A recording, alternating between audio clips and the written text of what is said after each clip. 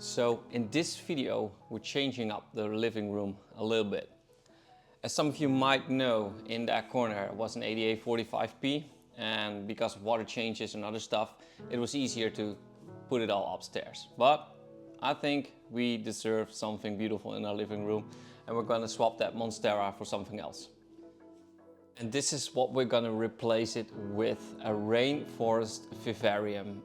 It has been on my list for quite a long time, and I think it's almost 20 years ago since I had my last vivarium. Obviously I had some aquascapes and everything, but I didn't want to carry water around, so I thought the best solution if I want something in my living room, it has to be, well, almost self-maintenance, and we can do this with this tank.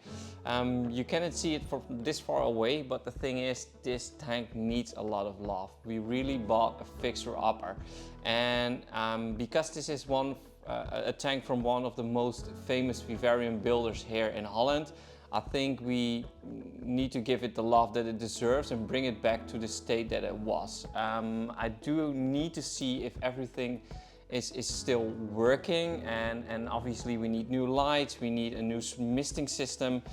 There's a waterfall in it, but it's not working, so I still need to check if the pump is in it, if it's still working. Obviously a heater for the water as well, maybe we can bring it back here in the front.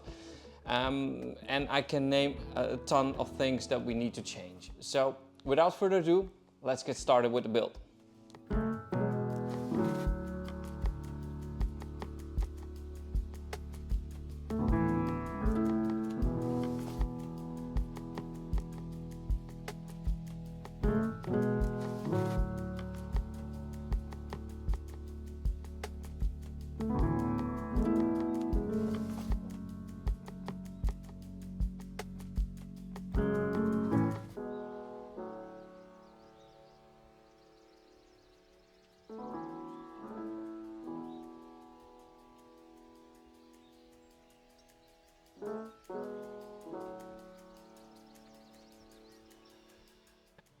The cabinet has been built and it's time to put the vivarium on its place. Now we can start cleaning out our fixer-upper. There's a lot of debris in the tank, and our previous owner filled the water part with soil and mica. Mica are the little clay balls that they use for pots and plants usually, but they're also pretty stable as a solid bottom compartment for a vivarium. Also, we need to remove the old silicone, rotten wood and elastopur because it isn't waterproof anymore. And because I love the hardscape, we are gonna keep its shape and restore how it's intended to be, how Rana built it. So we may replace some rotten wood, but that's fine with me because we have plenty of hardscape in my shed to replace it with.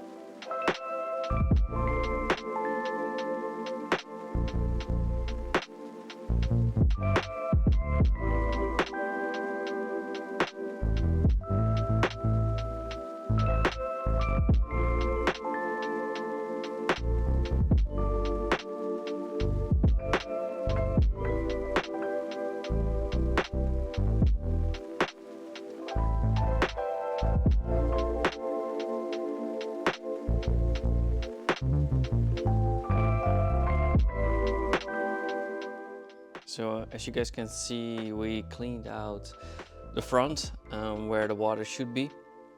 There's still some dirt in it and there's a leak. And I knew before I bought the Paludarium that somewhere here should be a leak. When I picked it up, he said, "I'm sorry, I found out there's a leak here in front. There's a drop, some silicone woodwork, but you have to see what you could do." So what I did is, or what I will do is, I got new silicone and I will just remove the old one and just bring on some new silicone. Also, this is the hidden compartment, and we will put on a heater here. Maybe for the future I won't put it on immediately because there won't be any livestock in it yet.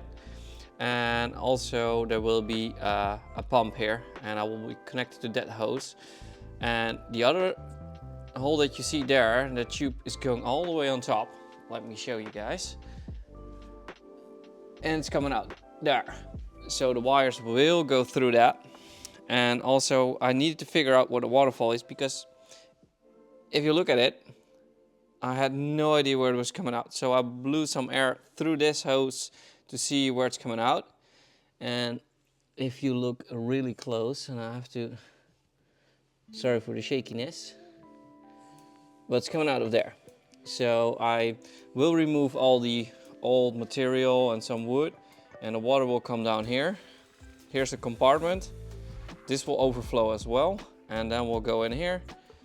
Some filter material on the pump there, and it will just go in circles.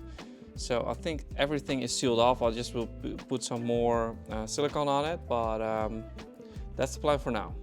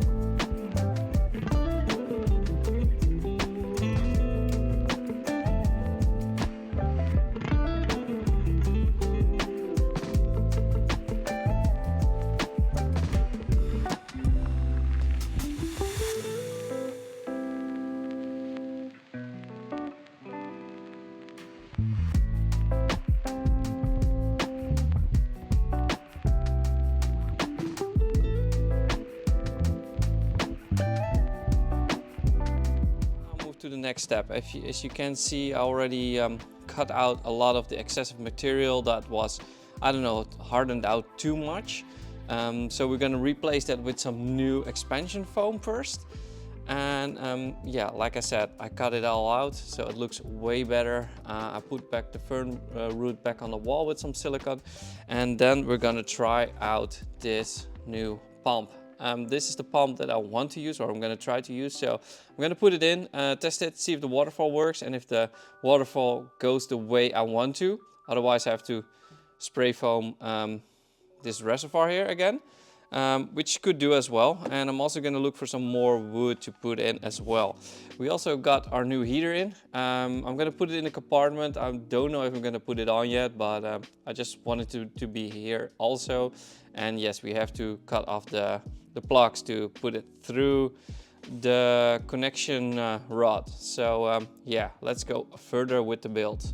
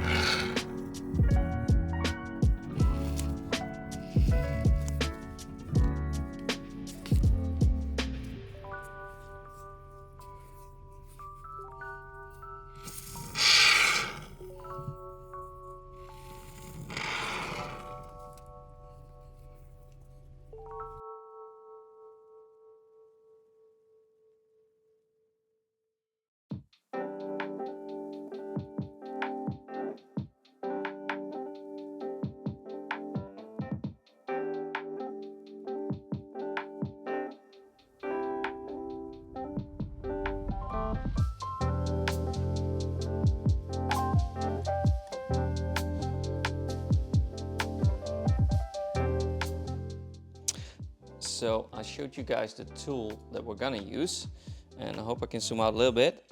My electric screwdriver with this tool on it. I saw it on YouTube. I think it was Troy's Frog Room that used it before, and obviously I'm gonna show you the difference actually, because if you're gonna cut all these pieces with a knife, they go quite flat. I already tried it on here. It's almost cured out completely, but the thing is, I'm gonna, if you cut it off, it will just get flat, and if you do it like this with the tool, you can see it goes pretty quick, but also it will get more structured or less flat. And you get more, I don't know, natural look on it. Obviously, I'm gonna show you some more material that will go on it. And then it will even look more prettier. So you don't get like the chucky look. So let me start cleaning this up. This process will probably take some time because it probably expanded a lot. And then later on we can go to the next step.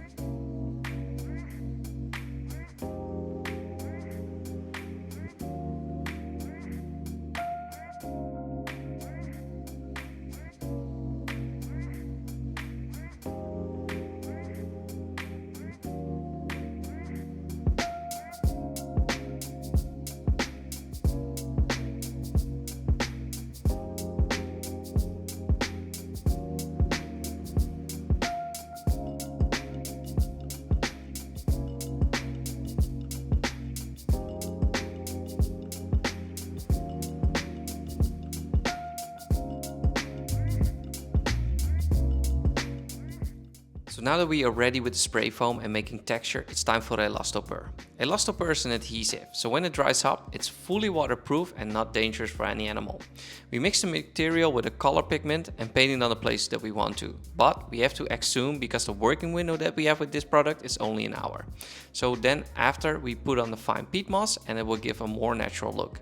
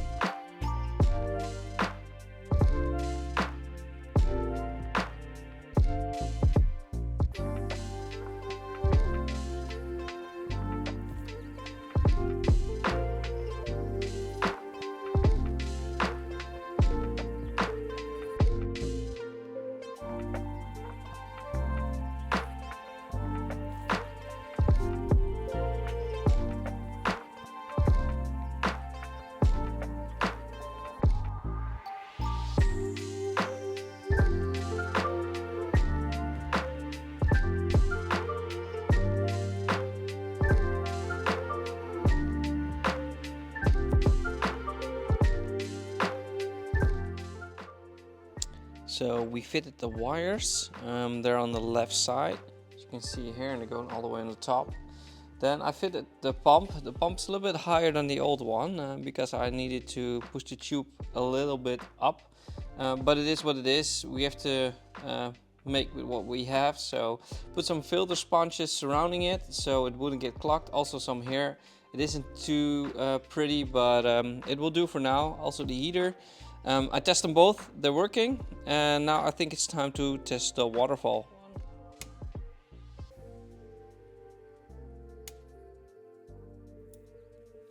Yes, it's going on. So yeah, there will be some debris going down. Take some time. But it looks good. It's quite rough, I have to say. I mean, it's a lot of water going down, so maybe I can dim it a little bit. I know this pump is maybe too strong. That's also why I'm struggling with the height of it. But for now, it's not pumping dry, which is important. And the compartment stays without debris, which is also good. So for now, I'm happy. I still do need a cover of this. The old cover is broken. I'm gonna make a piece of plastic, put some silicone on it and some fiber, but I will show you guys, and then see if we can cover the whole thing up, and it wouldn't be a death trap if I would get any critters in it. So it's already time to pick up the plants, and I think it's one of my favorite things to do next to the livestock, obviously. So I was lucky. Last Sunday we had a really big reptile event. While reptiles aren't even my thing, they have a lot of booths selling different geckos, even frogs, and a lot of plants. So again, I was in luck. My favorite store for getting my plants is Araflora, and they were having a booth there. So I made an appointment, I ordered my plants online, and I could pick them up at the event. So what I got, you will see in a bit.